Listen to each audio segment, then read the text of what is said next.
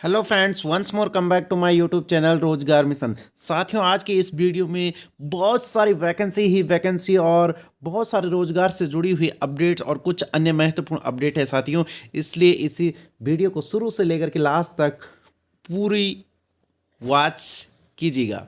तो देखिए साथियों, यहाँ पर पहली अपडेट, यहाँ पर उत्तराखंड में जो यूके यानी ट्रिपल एस के द्वारा एलटी की वैकेंसी निकाली थी, तो इसमें कुल 1431 पदों पर यह भर्ती निकली थी, सीधी भर्ती। तो इसमें 10% सीधी भर्ती सामान्य शाखा तथा 10% महिला शाखा के पदों में जो है वृद्धि की जाती है। तो देखिए साथियों, ये यहाँ पर 10% जो सामान्य शाखा है, तो इसमें आप देख सकते हैं कि हिंदी में पहले यहाँ पर जो 13 सीटें थी, अब यहाँ पर जो है 17 सीटें हो गई है। वहीं आप देखेंगे कि यहाँ पर अंग्रेजी में 11 सीटें थी, अब 14 सीटें हो गई। संस्कृत में 1 सीट थी, तो यहाँ पर 2 सीटें हो गई है। इसी प्रकार से गणित में 1 सीटें थी, तो यहाँ पर जो है 13 सीटें हो चुकी है। तो इसी प्रकार से यहाँ पर देखेंगे आप कि जो गणित की यहाँ पर जो 1 सीट से 13 सीट हो गई है, विज्ञान की भी 11 से 15 सीटें ये हो गई है। और सामान्य में तो यहाँ पर जो पहले भी 4 सीट थी, अब भी 4 सीट है। और यहाँ पर देखिए ड्राइंग की यानी कला की 6 सीट थी यहाँ पर पहले, जो कि अब 17 सीटें हो गई है। वहीं व्यायाम की जो 10 सीटें थी, तो उसमें संशोधन करके अब मात्र जो 8 सीट ही हुई है। और ये जो वाणिज्य और उर्दू की जो सीटों में किसी भी प्रकार का अंतर आपको देखने को नहीं मिल रहा है साथियों। तो इसी प्रकार से जो है महिला जो सीटों और जो है यानी जो सामान्य शाखा की सीटें हैं, इनमें दोनों में ही जो है परिवर्तन हुआ है।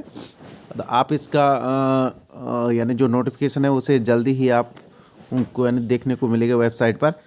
वहीं देखिए साथियों, यहाँ पर असिस्टेंट प्रोफेसर भर्ती में जो इंटरव्यू के आधार पर करने का यहाँ पर बहुत ही विरोध चल रहा है, क्योंकि यहाँ पर बिना रिटन टेस्ट के यहाँ पर मात्र इंटरव्यू के आधार पर, जिसमें पीएचडी वाले अभ्यर्थियों को ही इसमें वरीयता दी गई है, क्योंकि उनको 25 अंक इसमें जो दिया जा रहा है। जबकि जो नेट पास है या जिनका जेआरएफ है, उन्हें मात्र यहाँ पर जो है 8 अंक ही मिल रहे हैं, जो कि अपने में एक जो है बहुत बड़ी कमी इस भर्ती की यानी देखने को मिल रही है।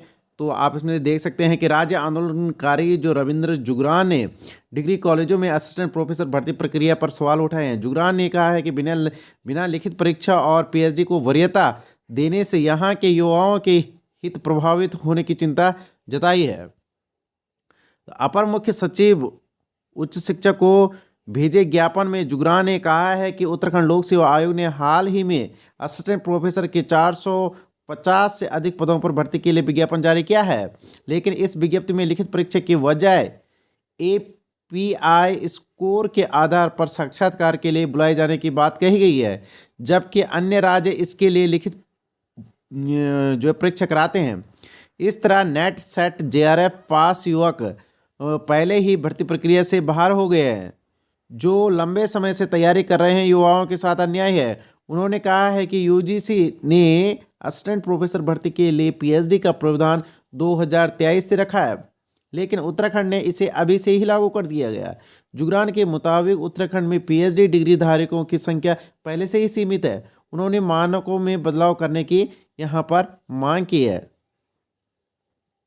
वहीं साथियों, सरकार टैबलेट के बजाय डीबीटी से दे सकती है पैसा। यहाँ पर जो सरकार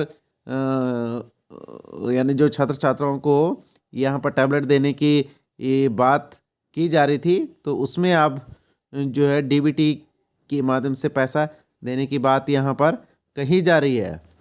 वहीं राज्य आंदोलनकारियों को पेंशन 1000 से 1400 रुपये तक बढ़ी।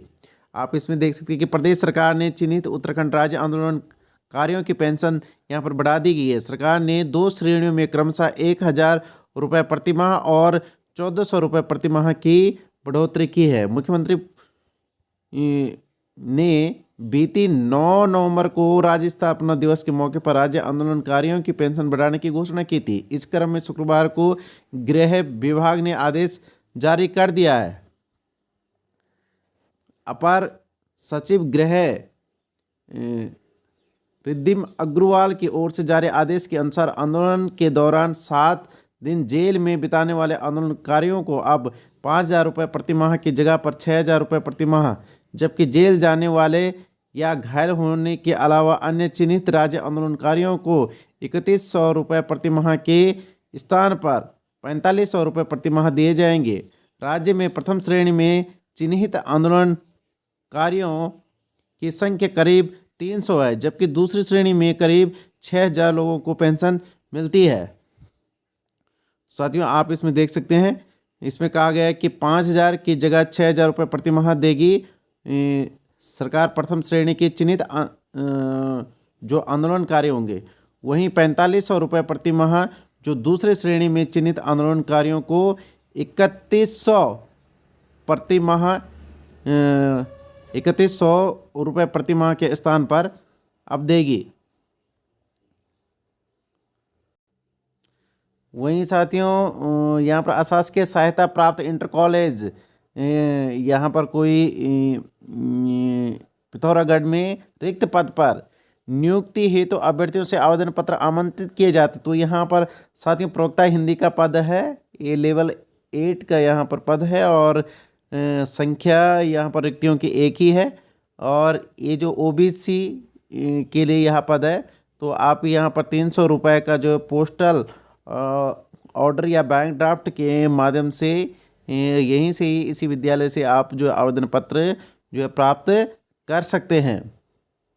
और इस विज्ञप्ति जारी होने के 21 दिन के भीतर आप जो है आवेदन जो अपना प्रस्तुत कर सकते हैं मुख्य शिक्षा अधिकारी पिथौरागढ़ के कार्यालय में पंजीकृत डाक से। तो ऐसा यहाँ पर सूचना है।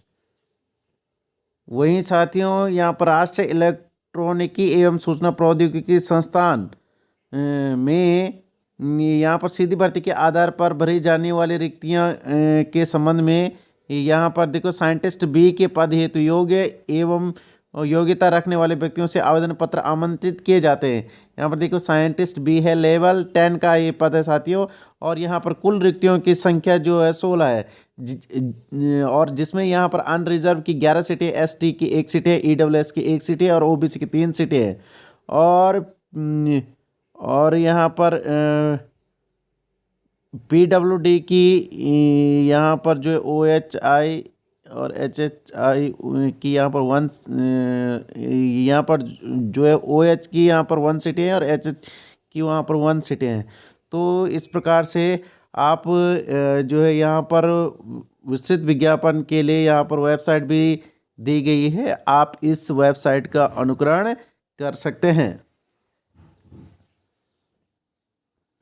वहीं साथियों, प्राथमिक शिक्षा अधिकारी प्रारंभिक शिक्षा उधम सिंह नगर के द्वारा यहाँ पर 9/11/2020 के अनुक्रम में बैकलॉग के 72 पदों पर विज्ञप्ति जो है प्रकाशित की थी, जिसकी यहाँ पर तृतीय काउंसलिंग हेतु चयनित अभ्यर्थियों की काउंसलिंग यहाँ पर 24 दिसंबर 2021 को अदो हस्ताक्षरी के कार्यालय में 11 बजे आयोजित की गई है।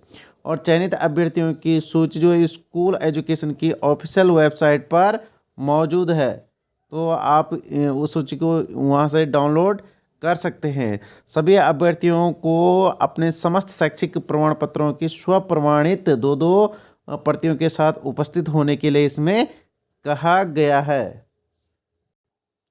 वहीं साथियों, इसमें कहा गया है छात्रों को देनी होगी पंजीकरण फीस, यानी जो उत्कृष्ट जो स्कूल हैं, अटल उत्कृष्ट स्कूलों में छात्रों को सीबीएसई बोर्ड में रजिस्ट्रेशन के लिए फीस खुद ही चुकानी होगी। समय पर बजट मंजूर न होने की वजह से शिक्षा विभाग ने फिलहाल हाथ खड़े कर दिए हैं। सरकार 27 अगस्त को घोषणा की थी कि अटल उत्कृष्ट स्कूलों के छात्रों को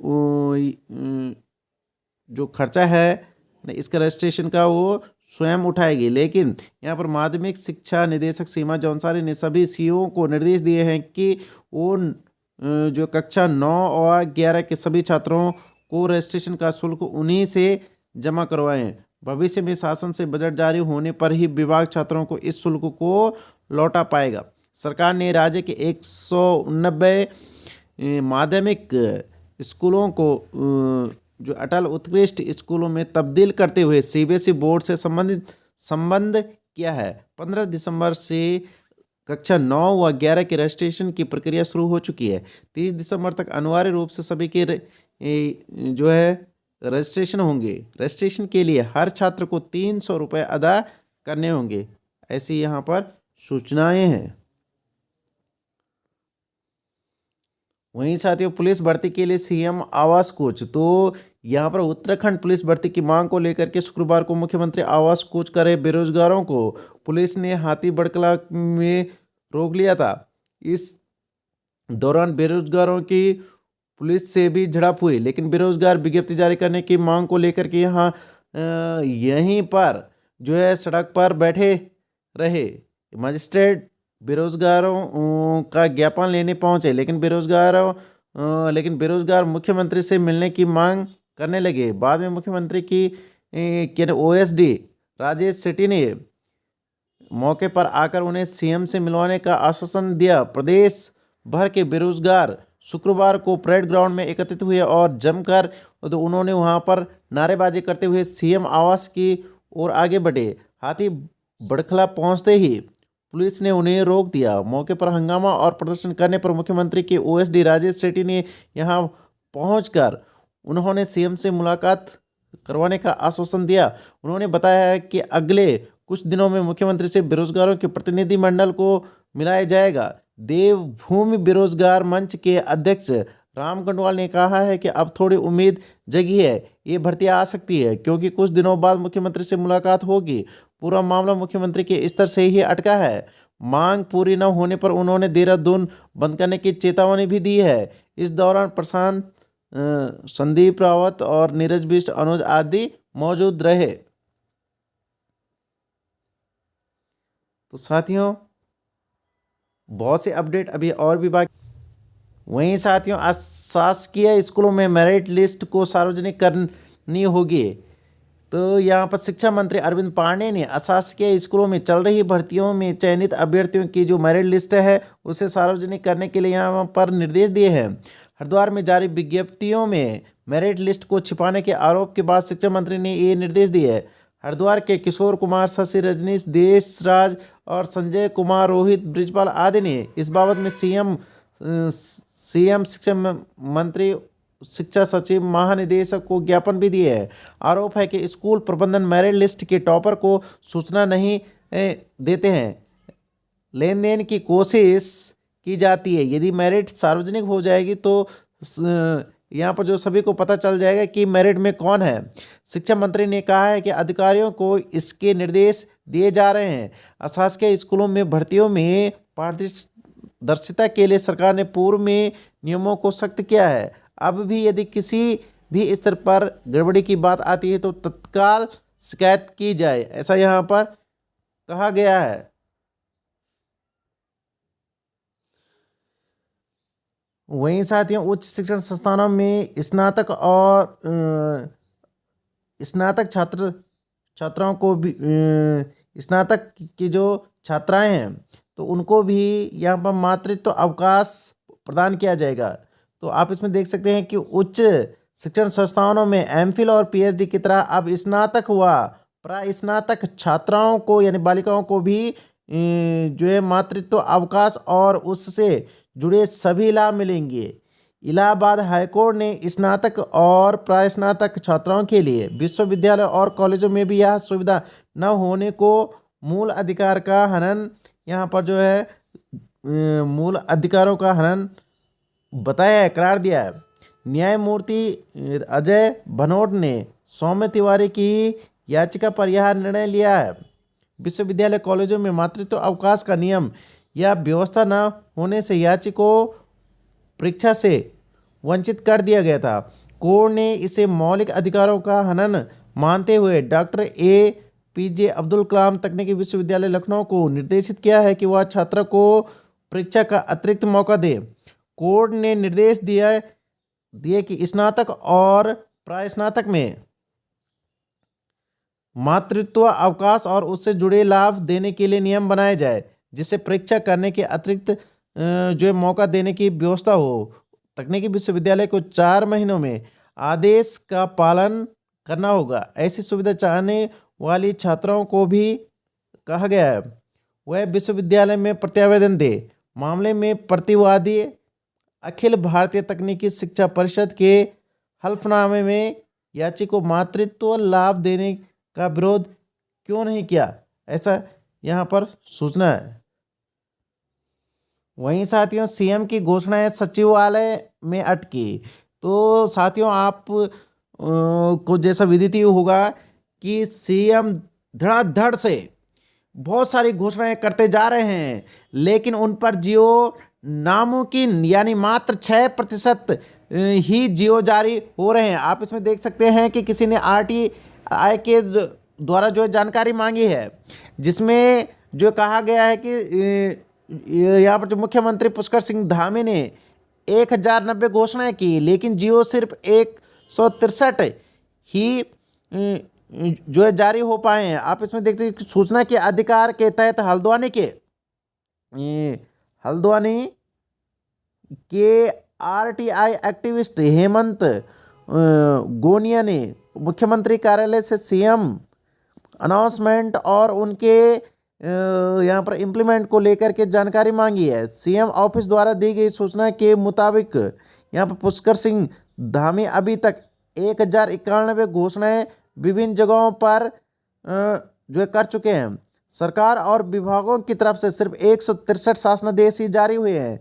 सीएम की घोषणाओं के अनुपात में शासनादेश सिर्फ 6% ही हो पा रहे हैं। आप इसमें देख सकते हैं कैबिनेट डिसीजन के जियो में लग रहे हैं महीनों। वहीं जो ब्यूरोक्रेसी है नहीं मानती है यहाँ के युवाओं, जो यहाँ के नेताओं हैं तो इनकी बातों को नहीं मान रही है। वहीं पुलिस कर्मियों के ग्रेड पे का जियो भी जारी नहीं हुआ है। वहीं जो यानी जो गेस्ट टीचर हैं तो उनका भी जियो अभी तक जारी नहीं हुआ है। और जो पहली कैबिनेट के यानी डिसीजन थे तो उनमें भी आधे अधूरे ही जियो यहाँ पर जारी हो पाए हैं। वहीं साथियों, चुनाव सुधार और विवाह से जुड़ा बिल अगले सप्ताह जो पेश होगा। तो आप इसमें देख सकते हैं कि सरकार ने शुक्रवार को संसद में घोषणा की कि बेटियों के विवाह की न्यूनतम कानूनी आयु 18 साल से बढ़ाकर के 21 साल करने संबंधी विधेयक अगले सप्ताह लोकसभा में पेश किया जाएगा। इसके साथ ही चुनाव सुधार विधेयक भी संसद में रखा जाएगा। लोकसभा में संसदीय कार्य राज्य मंत्री अर्जुन राम मेघवाल और राज्यसभा में संसदीय कार्य राज्य मंत्री वी मुरलीधरन ने यह जानकारी दी। मौजूदा कानूनी प्रावधान के तहत लड़कों के लिए विवाह की न्यूनतम आयु 21 साल है और लड़कियों के लिए 18 साल निर्धारित है। वहीं मतदाता सूची आधार जोड़ेंगे। यहाँ पर केंद्रीय मंत्रिमंडल ने चुनाव सुधार संबंधी बिल को मंजूरी दी है। इसमें स्वैच्छिक रूप से मतदाता सूची के आधार को जोड़ने की अनुमति देने का प्रावधान है।